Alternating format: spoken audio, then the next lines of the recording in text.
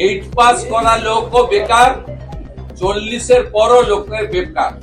40 যাদের পেরিয়ে গেছে, যারা বিবাহ করতে পারেননি, তার জন্য দায়ীও মমতা ব্যানার্জি।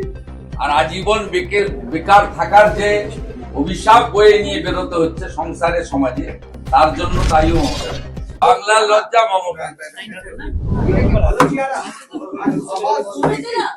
ওইটা তো ভয় পেয়ে দেখে এত লজ্জা পেয়েছে, ওই জন্য অনলাইন করেছে। 3 ঘন্টা সার্ভার বন্ধ আছে, সব লাইনে দাঁড়িয়ে শুনতে হচ্ছে সাধারণ মানুষ। 3 ঘন্টা লাইন বন্ধ।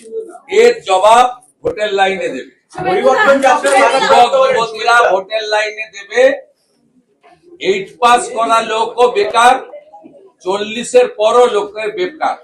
40 যাদের পেরিয়ে গেছে, যারা বিবাহ করতে পারেননি, তার জন্য দায়ীও মমতা ব্যানার্জি। আর আজীবন বেকার থাকার যে অভিশাপ বয়ে নিয়ে বেরোতে হচ্ছে সংসারে, সমাজে, তার জন্য দায়ীও মমতা ব্যানার্জি।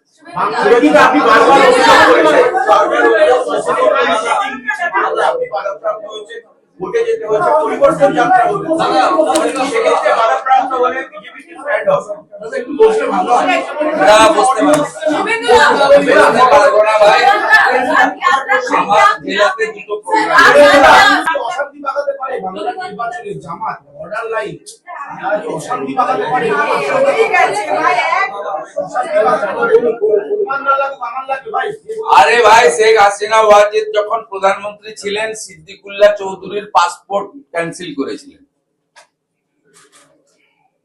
হাসান ইমরান, যিনি রাজ্যসভায় গেছিলেন, তার যে সিমি যোগ, সেটা বাংলাদেশ রিলেটেড।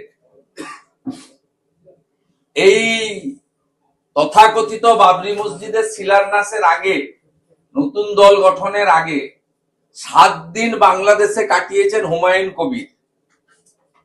হুমায়ুন কবির বাবরি মসজিদের যে অর্থ সংগ্রহ করেছেন থ্রু আমাদের স্টেট ব্যাংক অফ ইন্ডিয়ার ব্যাংকের এতে, তার 50% বেশি অর্থ বাংলাদেশ থেকে এসেছে। হুমায়ুন কবির তার বাবরি মসজিদ তৈরি করার আগে এবং তার যে দল গঠন করার আগে 7 দিন বাংলাদেশে থেকে এসেছেন। হুমায়ুন কবিরই বলতে পারবে। এবং হুমায়ুন কবির বাংলাদেশের জামাত, মমতা ব্যানার্জি সেতু। অতএব আপনারা যারা রাষ্ট্রবাদী আছেন, হিন্দুরা তো বটেই, রাষ্ট্রবাদী মুসলিমরাও এগিয়ে আসুন। এটা দেশের সুরক্ষার প্রশ্ন, বাংলার সুরক্ষা।